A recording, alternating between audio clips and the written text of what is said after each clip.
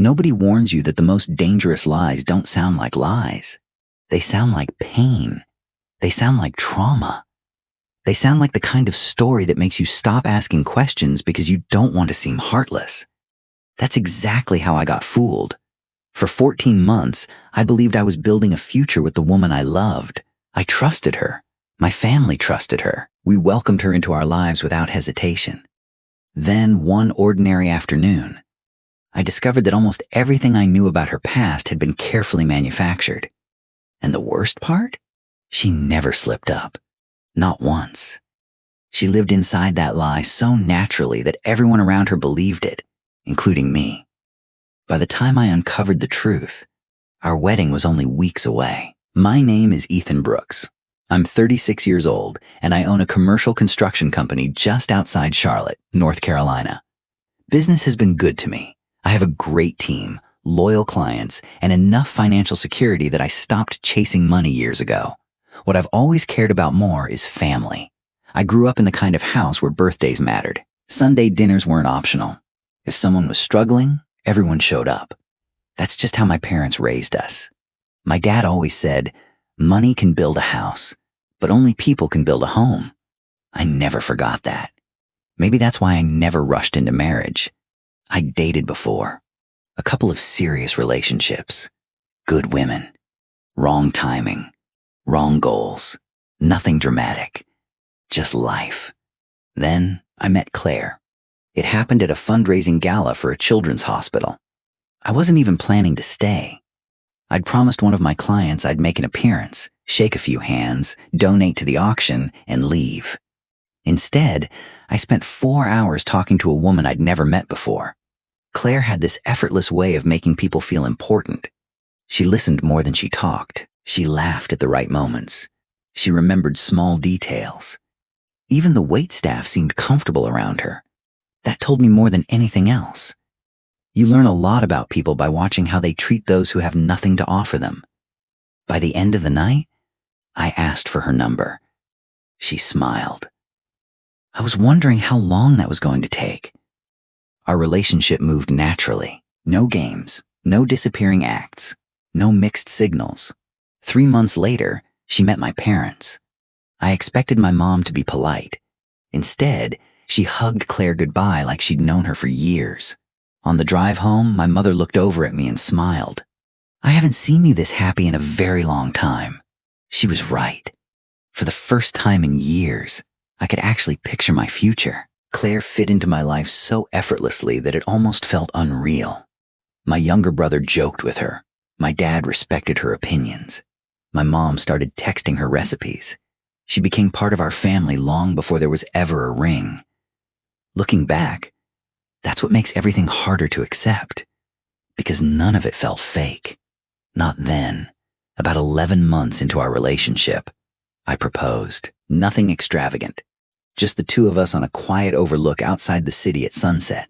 No photographers, no crowd, just a question and an answer. She said yes before I even finished asking. I remember thinking, this is it. This is the woman I'll grow old with. I couldn't stop smiling for days. Neither could she. At least, that's what I believed. There was only one thing that never quite made sense. Claire never talked about her family. Not her parents. Not siblings. Not holidays. Nothing. The first time I asked, she became unusually quiet. After a long pause, she finally said, I don't have a relationship with them anymore. I didn't push, she continued. They weren't good people, Ethan. They controlled every part of my life. Leaving was the only way I could breathe. There were tears in her eyes. Real tears. At least they looked real. I reached for her hand. I'm sorry you had to go through that. She squeezed my hand and whispered, thank you for not asking questions. So, I didn't. Not because I wasn't curious, because I loved her. And when you love someone, you don't interrogate their pain. You protect it. At least, that's what I thought.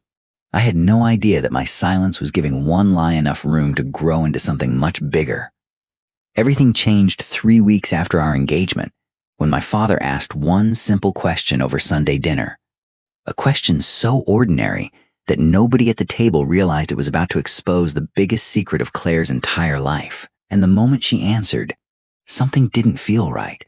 When people ask me when my world actually started falling apart, they expect me to describe some dramatic moment.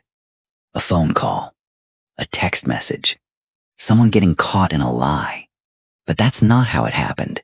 It started with a single question, asked over mashed potatoes and grilled salmon. It was one of our usual Sunday dinners. Nothing felt different. My mom had spent all afternoon cooking. My dad was pouring iced tea. My brother was arguing with my uncle about football. Claire was sitting beside me, laughing like she'd been part of this family forever. Looking back, that's what makes this memory so painful. She looked completely at home. Then my father cleared his throat. "So," he said with a smile, "we should probably start talking about the wedding." Claire smiled. "I've been waiting for this conversation." My mom pulled out a small notebook. Color samples, guest ideas, venue options. She had already planned half the wedding in her head. Everyone laughed. The mood was light, comfortable, normal. Then my Uncle David, the one person in our family with absolutely no filter, asked the question. "So when do we finally get to meet your parents?" The room went silent. Not awkward, just still. Claire's smile stayed on her face, but only for a second. I felt her fingers tighten around the glass she was holding. She looked down before answering. "I've told you before. I don't speak to them anymore." My uncle nodded slowly. "I know, but they're still your parents." Another pause. "They won't be coming." Her voice sounded calm, almost rehearsed. My dad stepped in immediately. "David, it's okay." Claire forced another smile. "They were abusive. I made peace with losing them years ago." Nobody said another word. The conversation moved on. At least, everyone else thought it had. That night, after everyone had gone home, my father found me outside on the back porch. He handed me a cup of coffee. Neither of us spoke for almost a minute. Finally, he looked at me. "You love her." "I do. I know." He nodded. "I believe she loves you too." Then he stared out into the backyard. "But something doesn't sit right with me." I frowned. "What do you mean?" He shrugged. "I can't explain it. It's just, if someone spent 25 years raising the woman you're about to marry, I'd expect to know their names." I didn't answer, because honestly, I'd never even asked. I knew almost nothing about Claire's family. Not where they lived, not what they did, not even their last name. That realization hit me harder than I expected. How had I never noticed? The next few days, I couldn't stop thinking about it. Not because I thought Claire was lying. I didn't. I trusted her completely. But I realized something uncomfortable. I knew everything about her favorite coffee, her favorite movies, the books she loved, the music she listened to. I even knew she hated thunderstorms because they reminded her of childhood. Yet somehow, I knew almost nothing about the people who raised her. Love has a strange way of filling in missing pieces. When you trust someone, your mind stops asking questions. It assumes the blanks don't matter. Mine certainly did. Later that week, Claire came home exhausted after work. She dropped her bag by the door. "Long day?" "The worst." She smiled weakly. Then she wrapped her arms around me. "I don't know what I'd do without you." I kissed her forehead. "We're almost there. A few more weeks and we'll finally be married." She smiled. "I can't wait." Then, almost casually, she said something that caught my attention. "I've actually been thinking about reaching out to my parents." I blinked. "You have?" "Maybe. I don't know. People change. Maybe they've changed." It surprised me. For over a year, she'd acted like they didn't exist. Now, suddenly, she was considering contacting them. I tried not to sound too excited. "I think that's a good idea." She looked away. "Maybe. If it happens, I'll let you know." 2 days later, I was at the office reviewing paperwork for our new house. Since we were getting married, our attorney needed updated documents for insurance and property records. Nothing unusual. Just signatures. Addresses. Identification. My assistant walked in and dropped the file on my desk. "Everything's ready," I thanked her. Opened the folder, signed my pages. Then I reached Claire's paperwork. That's when I noticed something strange. The driver's license attached to the file didn't match the name I'd always known. Instead of Claire Weston, it read Claire Morgan.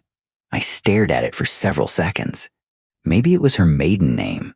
That wasn't unusual. But something about it bothered me, because in 14 months, she had never once mentioned it. Not once. I leaned back in my chair. For the first time since meeting her, I felt something I never thought I'd feel. Not fear. Not anger. Just curiosity. A quiet little voice in the back of my mind whispered, "What else don't you know?" I closed the folder. Told myself I was overthinking. Picked up my phone and almost called Claire. Instead, I set the phone back down, because another thought crossed my mind. One that would change everything. If her last name was Morgan, maybe finding her parents wouldn't be very difficult after all. I told myself I was only looking for answers. I had no intention of exposing anyone, no intention of uncovering a lie.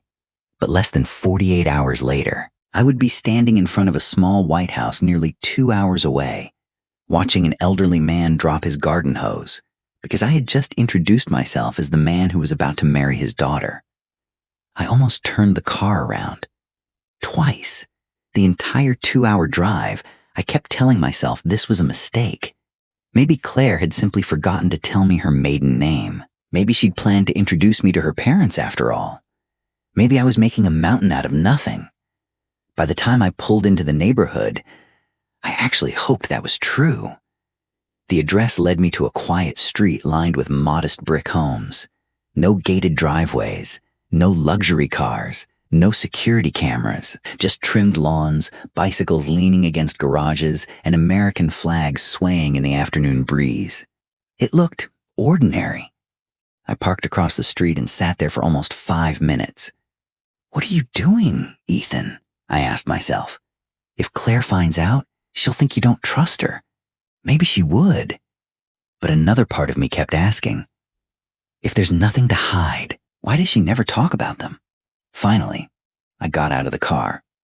As I walked toward the house, I noticed an older man watering flowers near the front porch, gray hair, work boots, an old baseball cap that had clearly seen better days. He looked up as I approached. "Can I help you?"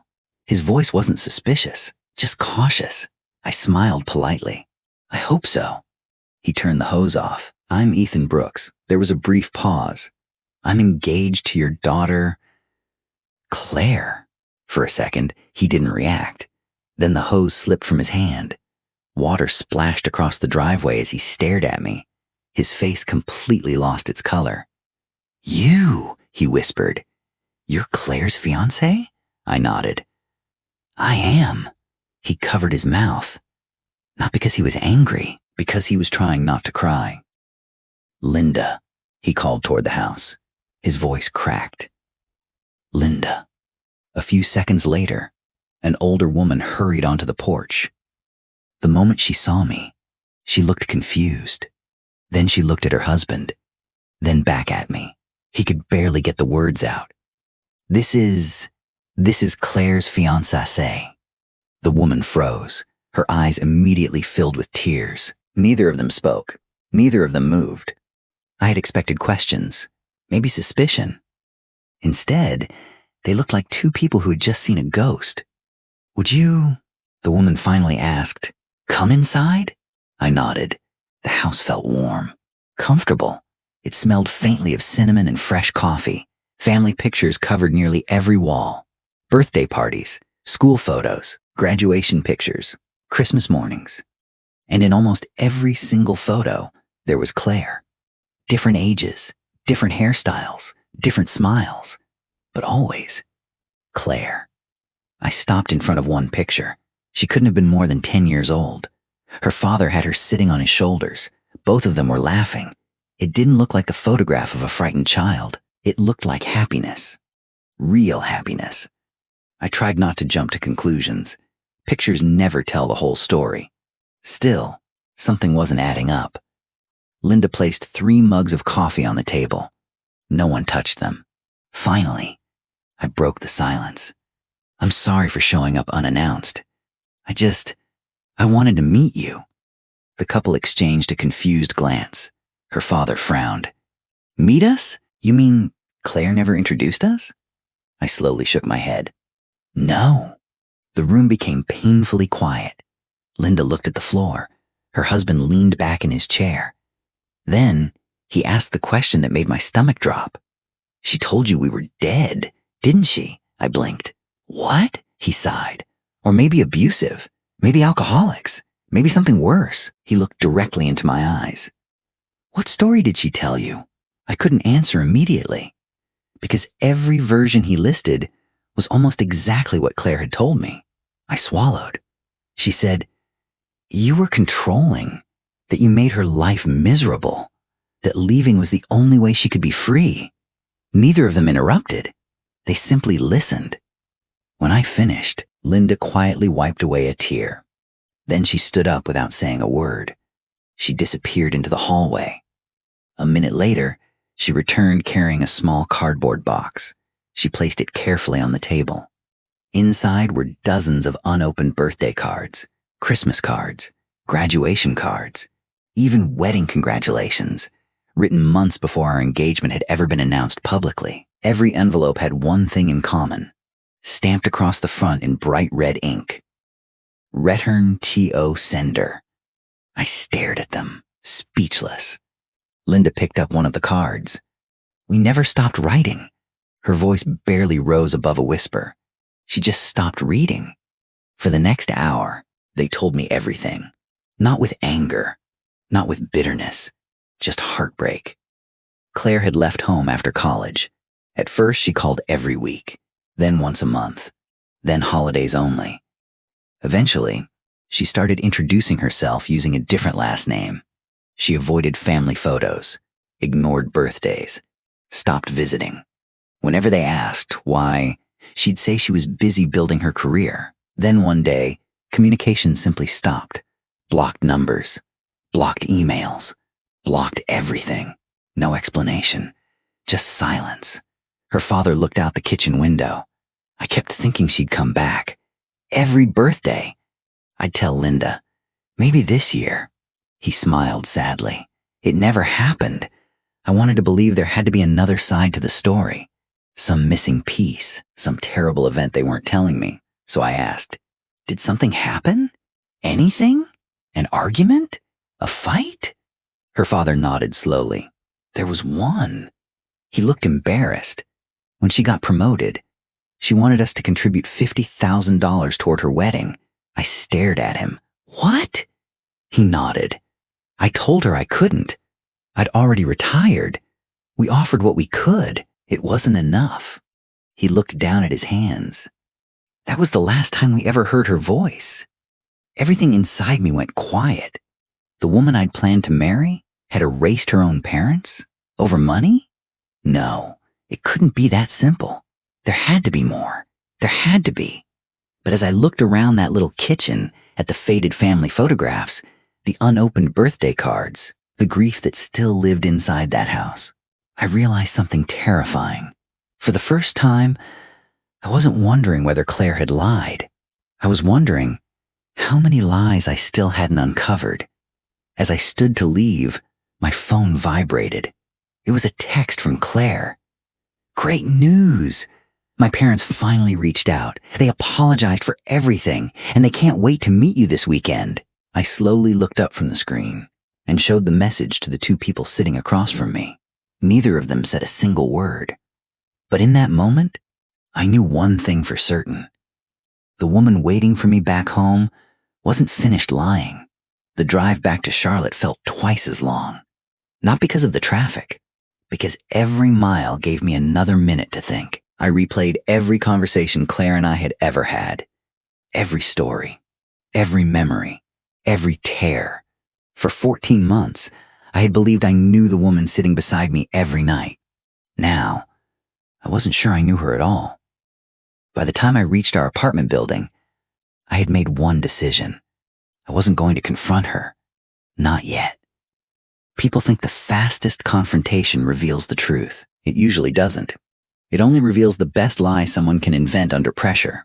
If I wanted the truth, I needed to stay quiet and let her keep talking. When I opened the apartment door, Claire was curled up on the couch. A glass of white wine rested on the coffee table. Wedding websites were open on her laptop. She looked up and smiled. "There you are." She stood, walked over, and kissed me. "How was your meeting?" I looked into her eyes, the same warm eyes I'd trusted for over a year. "It went well," she smiled. "I missed you. I missed you too." Those words left my mouth automatically.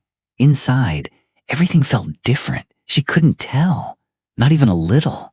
That night, while she slept beside me, I stayed awake. I wasn't thinking like a fiancé anymore. I was thinking like a businessman. Whenever I evaluate a risky investment, I separate facts from assumptions. So that's exactly what I did. Facts. Her legal last name was Morgan. Her parents were alive. They had spent years trying to reconnect. Every birthday card had been returned unopened. She had lied about contacting them. She had lied about them contacting her. She had texted me while I was sitting in their kitchen.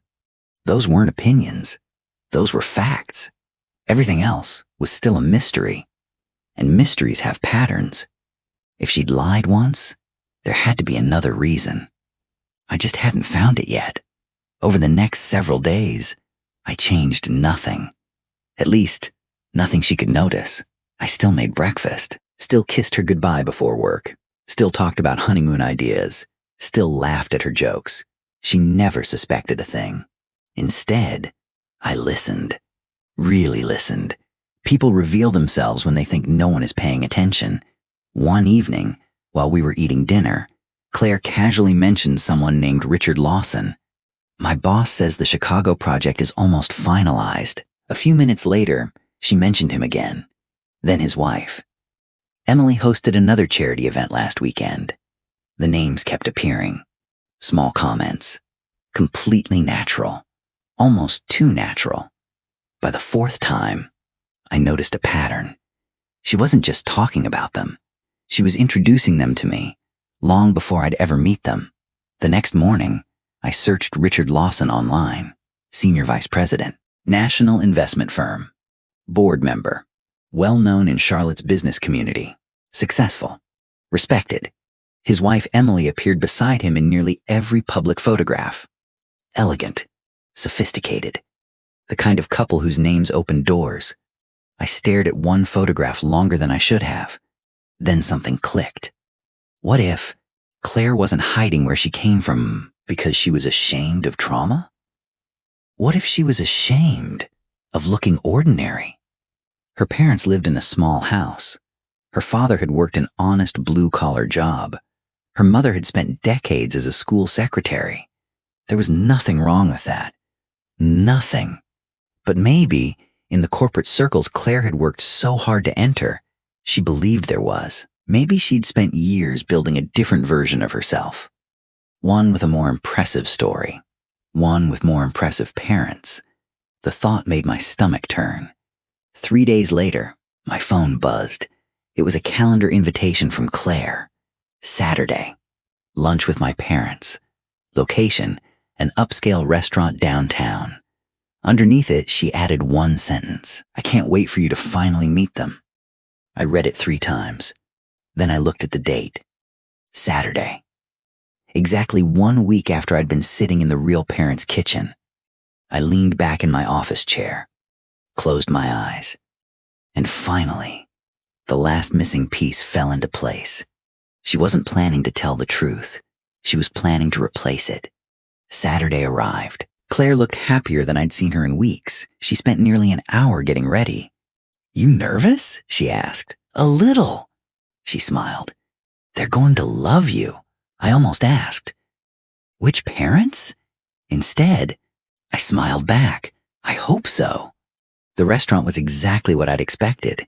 Quiet, expensive, the kind of place where conversations happened in low voices. Claire waved excitedly as a well-dressed couple walked toward us. A man in his late 50s, silver hair, tailored suit, confident smile. Beside him, A woman wearing pearls and a designer handbag. Claire stood, wrapped her arm around the man, then looked at me. "Ethan," she said proudly, "I'd like you to meet my dad. Richard." And my mom.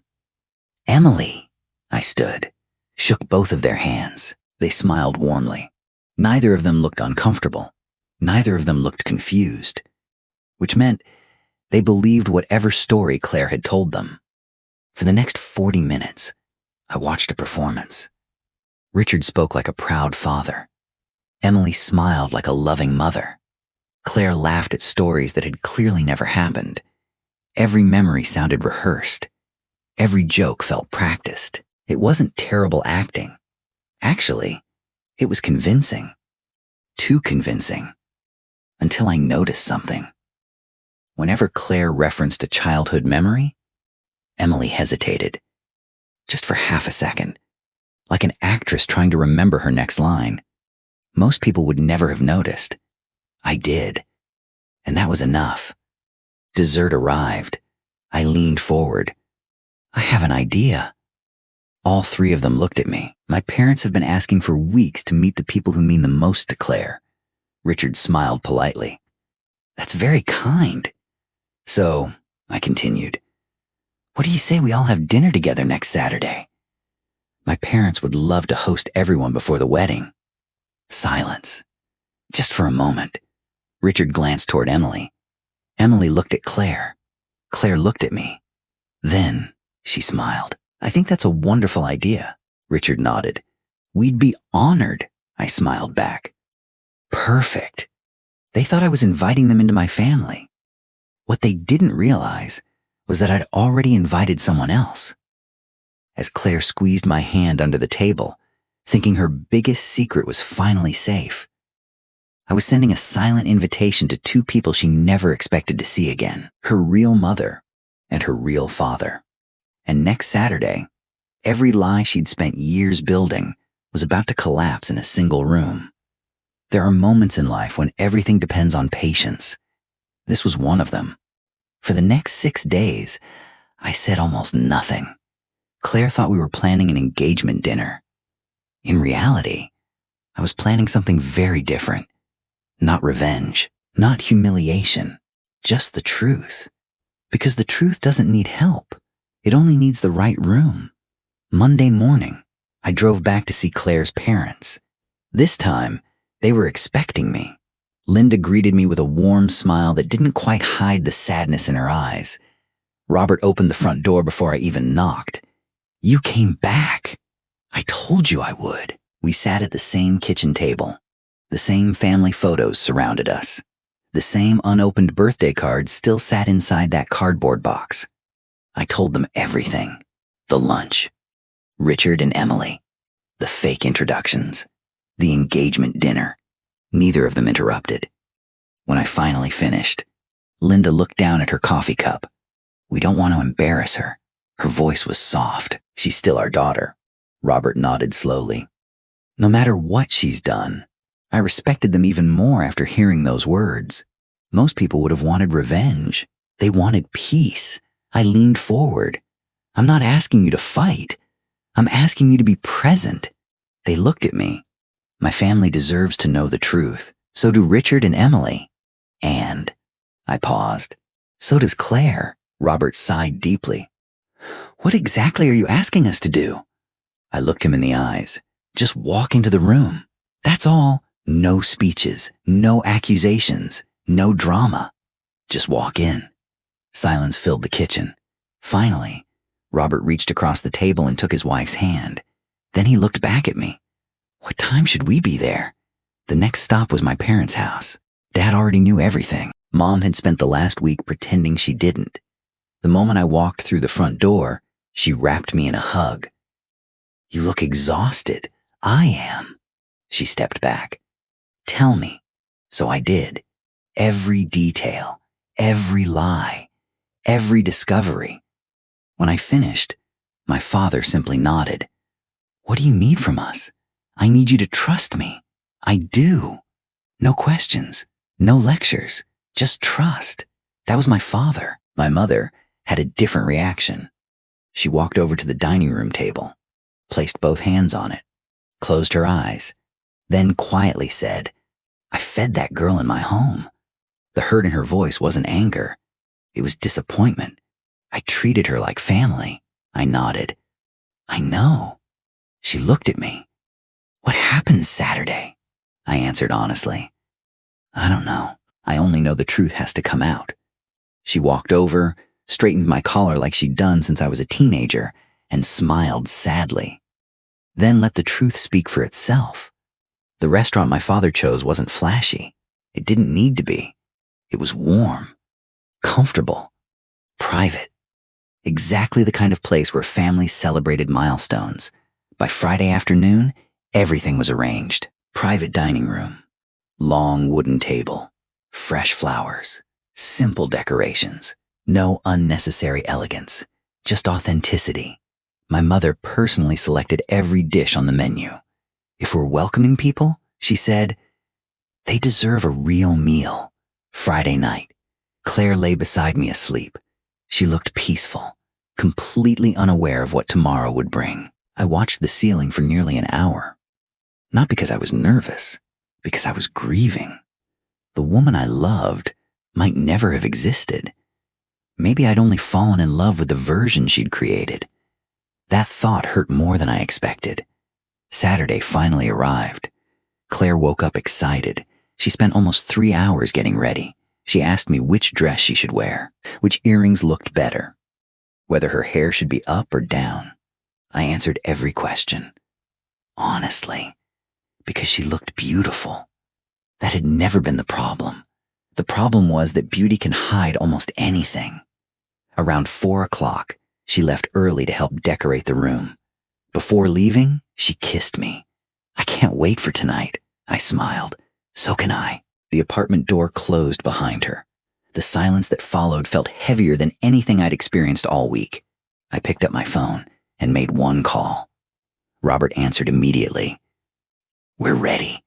His voice sounded calmer than mine. I looked at the clock. "You'll wait nearby until I text you. We understand." And Robert, there was a pause. "I know this isn't easy." He took a slow breath. "It stopped being easy 2 years ago. We'll be there." The call ended. A few seconds later, I made another one, this time to Richard Lawson. "I appreciate you accepting the invitation." He laughed. "We're looking forward to celebrating with you two. You'll enjoy meeting everyone. I hope so." After hanging up, I slipped my phone into my jacket, checked the small velvet ring box still resting inside my pocket. Not because I planned to propose, because I already knew by the end of the night that ring wouldn't belong to me anymore. When I arrived at the restaurant, my parents were already there. Mom adjusted the flowers one last time. Dad stood quietly near the window. My younger brother looked at me. "You okay?" I nodded, as ready as I'll ever be. Guests slowly began arriving. Claire entered the room smiling.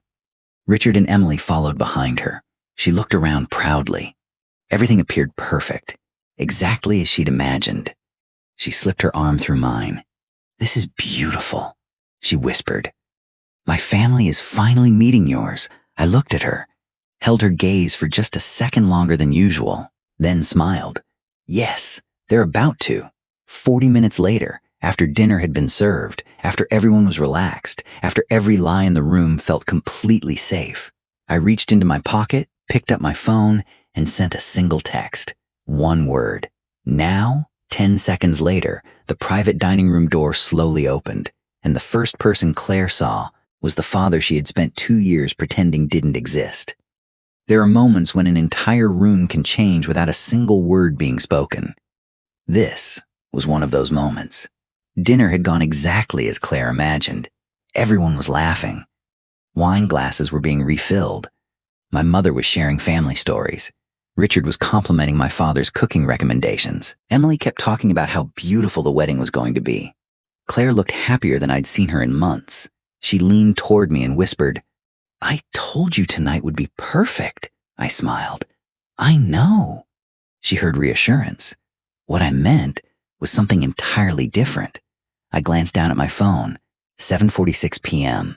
It was time. Without anyone noticing, I unlocked the screen, typed one word, now. I pressed send, then slipped the phone back into my pocket. My heart wasn't racing anymore. It was strangely calm. Because once the truth begins, there's no stopping it. I stood up slowly. The room naturally quieted. My father looked at me. My mother folded her hands in her lap. Claire smiled, expecting a toast. She even reached for my hand under the table. I gently pulled mine away. She frowned, only slightly. Then I picked up my glass. I just want to thank everyone for coming tonight. People smiled. It means a lot to have the people we care about gathered in one room. Richard nodded. Emily smiled warmly. Claire looked at me with pride. I continued. My father taught me something when I was very young. He said, the people you choose to sit at your table tell the world exactly who you are. I paused. So before we celebrate our future, I think it's important to make sure everyone who belongs at this table is actually here. Claire looked confused.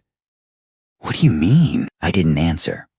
Instead, I looked toward the restaurant manager standing near the entrance. He understood immediately. He walked to the private dining room door, reached for the handle, and slowly opened it. Two people stepped inside. An older man, wearing a navy blazer. Beside him, a woman in a burgundy dress holding a small purse with both hands. Neither of them smiled. Neither of them looked angry. They simply stood there, quietly, waiting.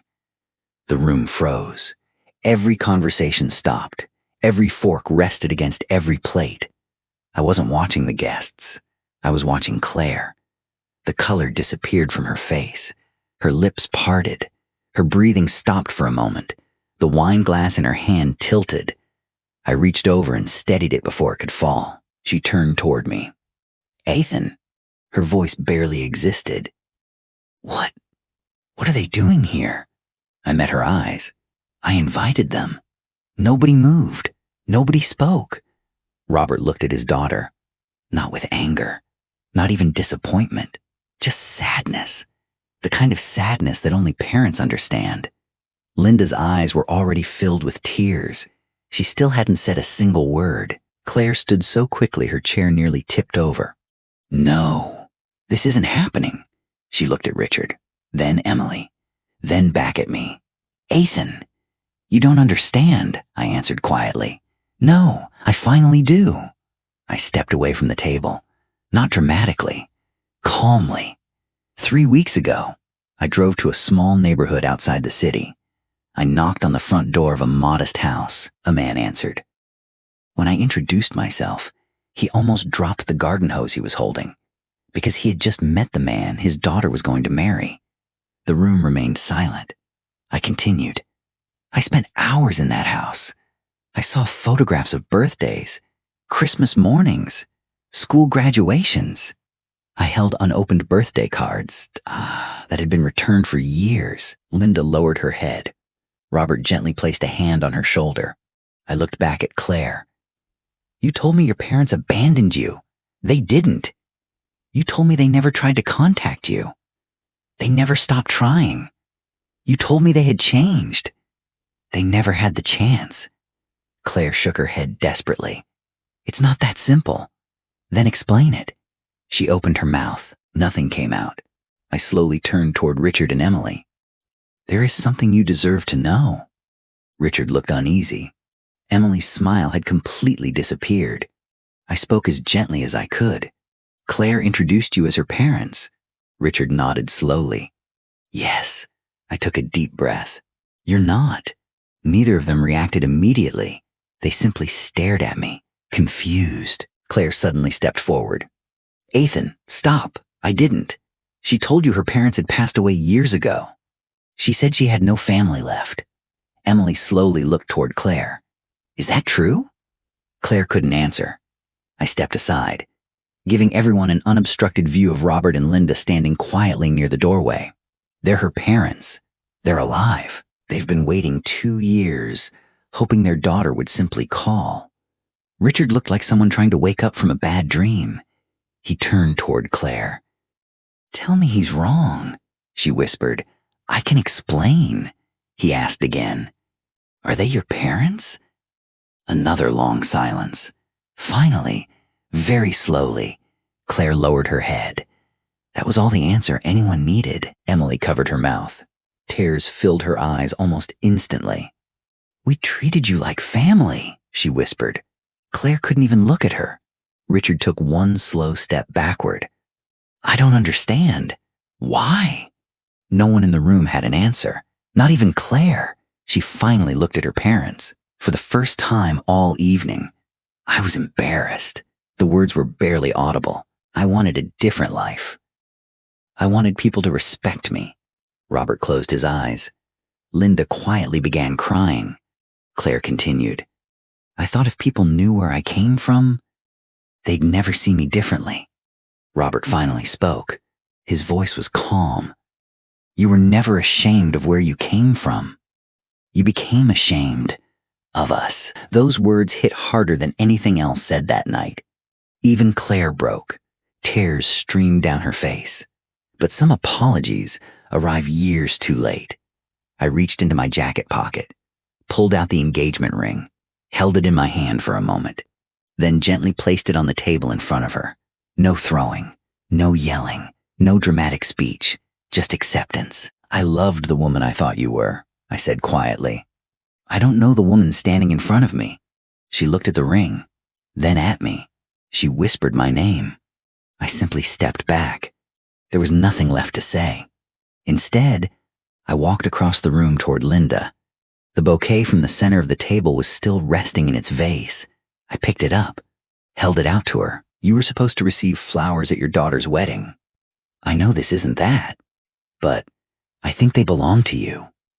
Linda accepted them with trembling hands. The moment she did, years of quiet heartbreak finally overwhelmed her. She cried into Robert's shoulder. Not loudly, just enough for everyone in the room to understand how much pain silence can carry. My father walked over to Robert, extended his hand.